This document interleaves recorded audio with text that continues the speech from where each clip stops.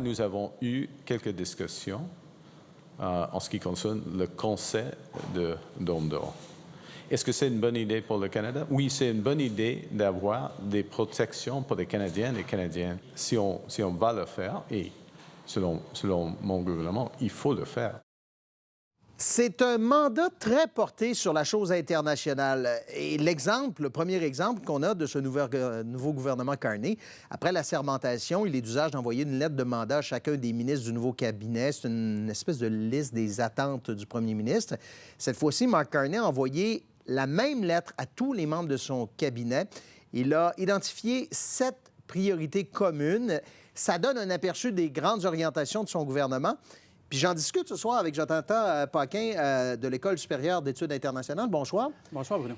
Parce que 3 des 7 priorités du premier ministre Carney dans ces lettres d'engagement-là concernent des engagements à l'international. D'abord, on va situer un petit peu les gens. La lettre d'engagement, je disais ça, c'est la liste des attentes du premier ministre? Oui, lorsqu'un nouveau premier ministre arrive en fonction, il rédige une lettre à l'attention de ses ministres. Chaque lettre est différente en fonction, évidemment, du portefeuille, en principe, en fonction du portefeuille du ministre. Ce sont des lettres de 2 ou 3 pages où on indique les attentes du bureau du premier ministre, les objectifs à atteindre. Et donc, le ministre reçoit cette lettre et il sait exactement ce qu'il est censé faire pendant le mandat. Ce qui est unique cette fois-ci, vous l'avez dit, c'est que M. Carney a décidé d'envoyer la même lettre à tous les membres de son cabinet. Et c'est une lettre très courte qui compte 7 priorités. Vous l'avez dit, 3 des 7 priorités portent sur l'international. Alors, premièrement, redéfinir les relations économiques et sécuritaires avec les États-Unis. Deuxièmement, renforcer la défense du Canada et assurer sa souveraineté. Troisièmement, aller chercher les meilleurs cerveaux à l'étranger pour nous aider à développer l'économie du 21e siècle, ce qui pourrait avoir pour effet une révision de certaines politiques de l'immigration, parce qu'on sait que les critères ont été resserrés récemment. Il faudra voir comment M. Carney pourra y parvenir. Donc, 3 des 7 portent là-dessus. Ça, c'est du jamais vu. Donc, ça vous montre l'importance du contexte international. Et ce qui est intéressant de constater aussi, c'est le préambule de cette lettre. C'est un préambule qui est très sombre, dans lequel le premier ministre dit « Le Canada fait face à des crises. Notre souveraineté est menacée.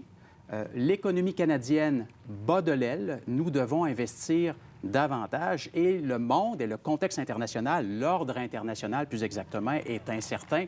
On ne sait plus très bien vers quel sein se vouer. C'est complexe.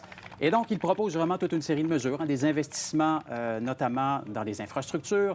Il veut une politique industrielle de défense, chose que le Canada n'a pas et n'avait pas par le passé. Donc ça, c'est du nouveau. Il souhaite aussi que la fonction publique fédérale utilise davantage l'intelligence artificielle pour permettre de revoir à la baisse les coûts de système, mais accroître la productivité des fonctionnaires. Donc, toute une série d'orientations qui sont en ligne droite avec les priorités que M. Carney a mentionnées pendant la campagne électorale que nous venons de connaître. Il y a un certain paradoxe. Il dit, puis il le dit depuis des semaines, notre relation avec notre partenaire commercial naturel, les États-Unis, ça ne sera plus jamais pareil. Grosso modo, il faudra faire des affaires ailleurs. Mais d'un même souffle, il se dit très ouvert à ce partenariat au niveau de la défense, notamment avec le Dôme d'or. Oui. Est-ce qu'il y a un paradoxe là-dedans? Oui, il y a un paradoxe. Il y a une forme de contradiction et je vais essayer de vous expliquer un peu la raison pour laquelle M. Carney va de l'avant avec ce paradoxe. Vous avez raison. D'un côté, il répète que la relation particulière et l'intégration avec les États-Unis, qui a été poursuivie pendant des décennies, c'est terminé. Il nous dit maintenant il y aura coopération avec les États-Unis si nécessaire, mais pas nécessairement de la coopération. Ça, c'est très intéressant, par ailleurs, parce qu'il reprend une formule employée par Mackenzie King pendant la Deuxième Guerre mondiale au sujet de la conscription. Rappelez-vous, la conscription, c'était pas populaire, notamment au Québec. Il avait gagné une élection, M. King, en disant la conscription si nécessaire, mais pas nécessairement la conscription. Alors, il reprend la même formule, mais à l'endroit de Donald Trump. Donc, il veut s'affranchir, il veut prendre plus d'autonomie, il veut que le Canada soit plus autonome. Et vous avez raison, il dit en même temps, c'est ce qu'il nous a dit la semaine dernière, que son gouvernement est en train de négocier avec l'administration Trump sur la possibilité d'intégrer le bouclier antimissile nord-américain que Trump a rebaptisé le Dôme d'or parce qu'il prévoit toute une série de modernisations. Ça suggère une incohérence parce que si le Canada intègre le bouclier antimissile, ça veut dire qu'il accroîtra son intégration à la défense nord-américaine dans un contexte où il cherche à faire l'inverse, à autonomiser le Canada. Et selon moi, M. Carney marche sur un fil dans ce dossier-là. Et je vous explique. Ça fait 20 ans que le Canada ne veut pas participer au bouclier antimissile. En 2005, il a dit non lorsque ça a été lancé.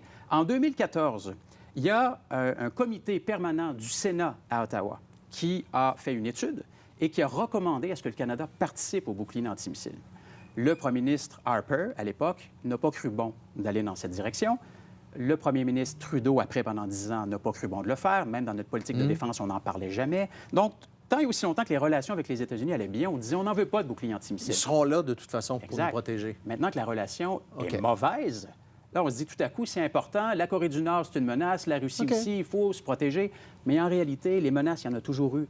L'idée d'intégrer le bouclier antimissile, c'est pour envoyer un signal à Trump que le Canada est sérieux dans ses investissements en défense, qu'il ne vivra plus aux dépens des États-Unis dans ce domaine-là. Donc, c'est un signal très important. M. Carney sait très bien qu'avant que le bouclier antimissile voie le jour, il y aura beaucoup d'eau qui aura coulé sur les ponts. Les deux seront probablement plus là. Peut-être plus là, mais il sent qu'il faut envoyer le message maintenant pour soutirer des arguments à Trump à l'effet qu'on ne fait pas suffisamment. Et ça pourrait être une façon pour nous aussi d'accroître notre budget en défense.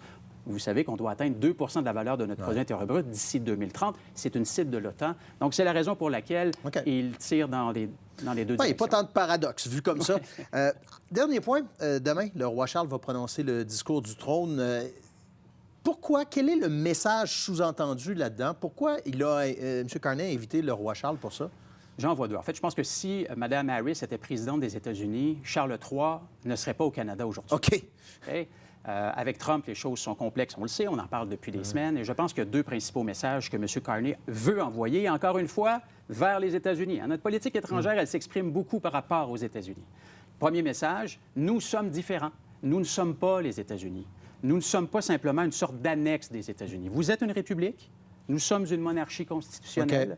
Notre chef d'État, ce n'est pas le premier ministre Carney, notre chef d'État, c'est le roi du Canada, qui est Charles III. Et donc, nos coutumes, notre culture politique n'est pas la même que la vôtre. Et donc, jusqu'à un certain point, c'est une façon pour nous de faire un peu de pédagogie pour que les Américains se rappellent que nous ne sommes pas simplement une annexe des États-Unis. Deuxièmement, dire haut et fort que le Canada est un pays souverain. OK, c'était ça le message. Je pense que ça. Et il faudra faire attention dans ce dossier-là parce qu'évidemment, nous partageons un roi avec l'Angleterre, c'est-à-dire que Charles III est roi du Royaume-Uni, mais il est aussi roi du Canada. C'est comme deux entités distinctes, d'accord? Même chose pour la Nouvelle-Zélande, pour l'Australie. Tout le Commonwealth. Alors, il faudra voir ce que ce que le monarque dira demain. S'il va trop fort au sujet de l'indépendance du Canada, bien, le gouvernement de Keir Starmer au Royaume-Uni pourrait dire, mais là, faites attention, là, n'allez pas trop loin, parce que les Américains pourraient penser que mon gouvernement appuie le gouvernement Carney. Donc, il faudra faire très attention et rappeler qu'il est le roi du Canada lorsqu'il est en territoire canadien. On vient d'avoir notre grille d'analyse pour savoir comment bien écouter le discours du roi Charles. Bon été. On se revoit très bientôt. Merci à vous. Bonne soirée. Merci, professeur. Bye-bye.